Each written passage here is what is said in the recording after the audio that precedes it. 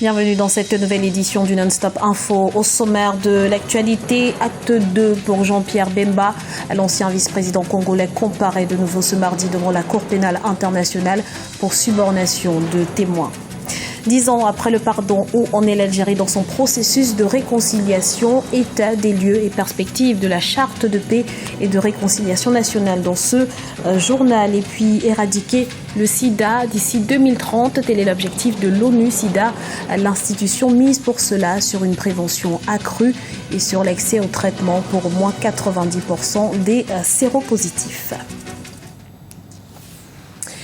Mais avant de développer ces titres, les vieux démons ressurgissent en Centrafrique. Au moins 3 manifestants ont trouvé la mort à Bangui ce lundi lors de la dispersion d'une manifestation. Parallèlement, les prisonniers de la prison de la capitale se sont échappés et pour la 2e nuit consécutive, le couvre-feu n'a pas été respecté. Les manifestants réclament la démission de la présidente de transition Catherine Samba-Panza.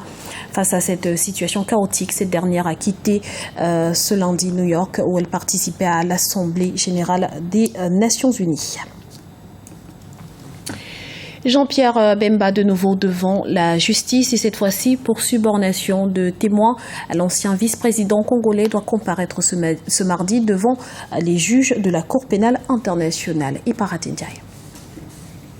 Jean-Pierre Bemba, l'ancien vice-président de la République démocratique du Congo, se retrouve en comparution devant la Cour pénale internationale. Le dernier procès pour lequel il avait comparu l'inculpé pour crime de guerre en 2012. Il comparaît ce mardi 29 septembre à La Haye, aux Pays-Bas, pour corruption de témoins lors du précédent procès.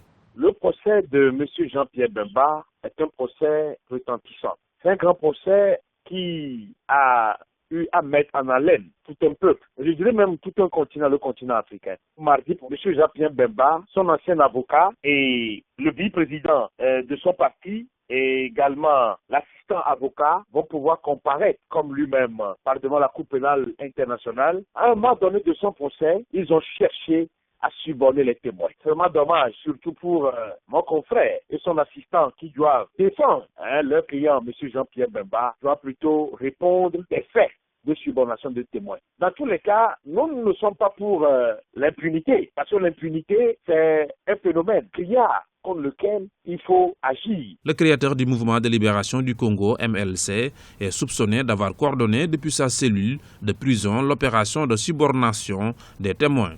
Selon le dossier d'accusation, les opérations de corruption des témoins se faisaient en langage codé avec plusieurs de ses associés.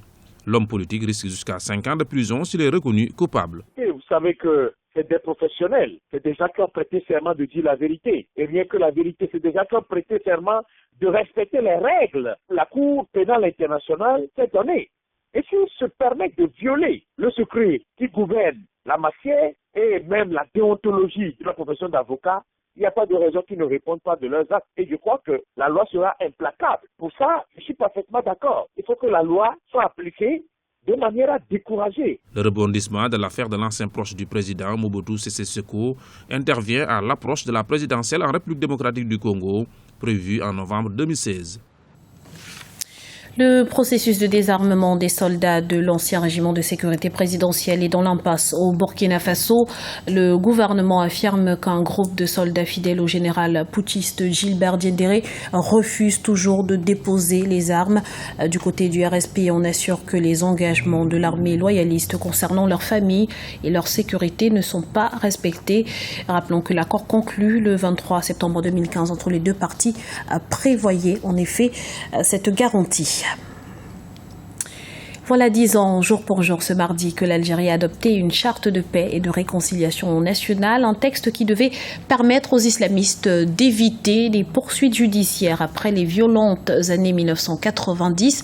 Où en est-on aujourd'hui? La mesure a-t-elle porté ses fruits? Élément de réponse avec Paul de Singwe.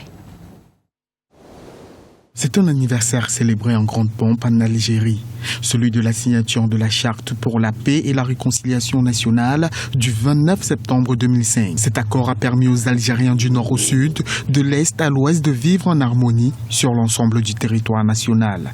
10 années après l'adoption de la Charte pour la paix et la réconciliation nationale, nous devons dresser le bilan de ce choix salutaire vers lequel Allah a bien voulu guider nos pas. Ce choix qui répondait à votre appel pressant des années durant pour le retour de la paix, ce choix qui a couronné aussi mon engagement sincère dès 1999 à contribuer avec vous à l'extinction du brasier de la fitna.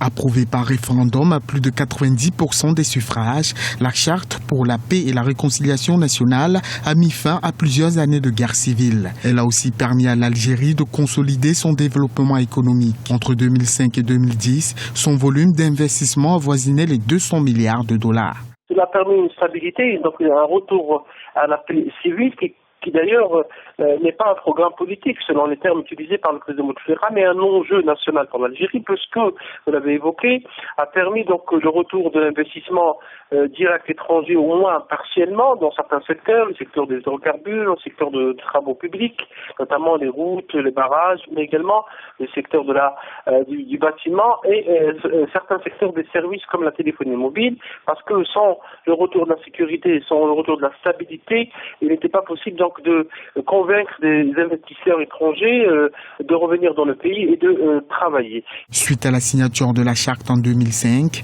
plus de 11 000 personnes, toutes des familles de terroristes, ainsi que près de 7 000 familles de disparus avaient reçu des indemnisations de l'État algérien.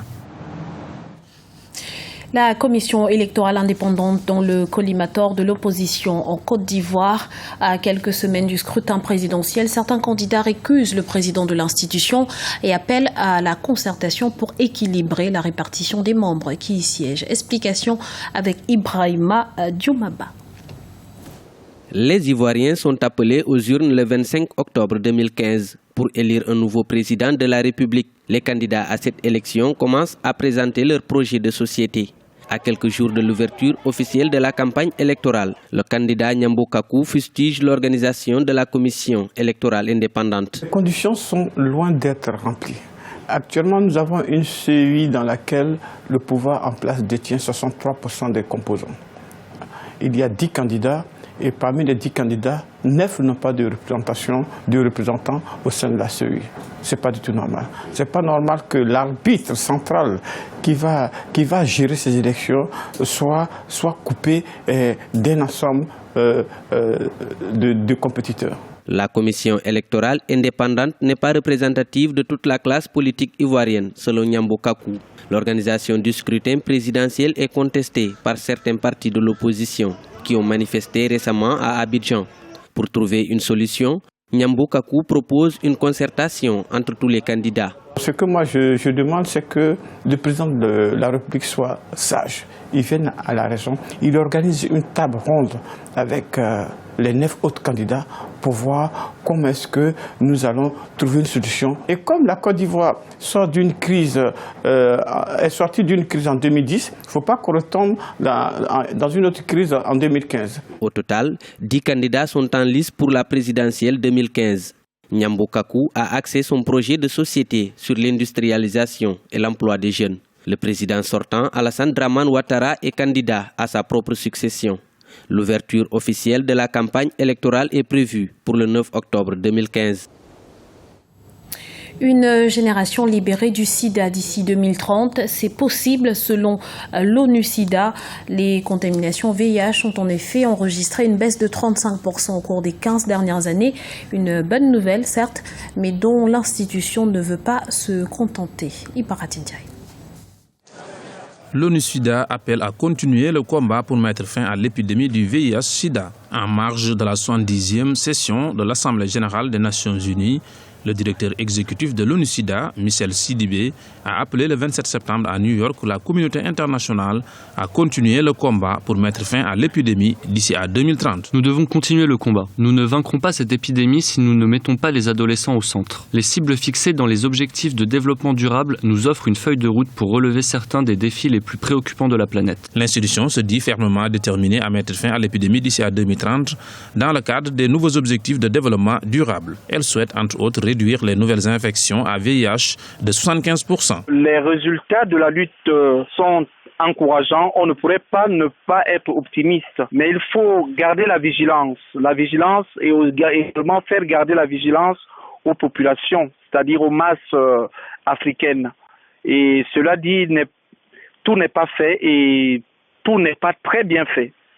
Il faut imaginer la mise en place des campagnes de sensibilisation plus adaptées et qui touchent un plus grand nombre. Je pense par exemple en langue locale et reviser aussi les moyens d'accompagnement des personnes porteuses du virus, parce que la seule administration des médicaments ne suffit pas, et des moyens d'accompagnement également adaptés aux populations locales, à la sociologie africaine. Et le dernier point que j'aimerais toucher, c'est le développement d'une recherche africaine contre la maladie du sida. L'ONU-SIDA souhaite également permettre à 90% des personnes qui connaissent leur séropositivité au VIH d'avoir accès au traitement. Une mission certes difficile, mais pas impossible. Un mot de sport à présent avec l'Afrobasket féminin 2015 qui se poursuit à Yaoundé au Cameroun. Dans le groupe A, ce mardi, l'Ouganda affronte le Mali. Les Lions du Cameroun feront face à l'Afrique du Sud. Puis ce sera au tour du Gabon de défier le Mozambique.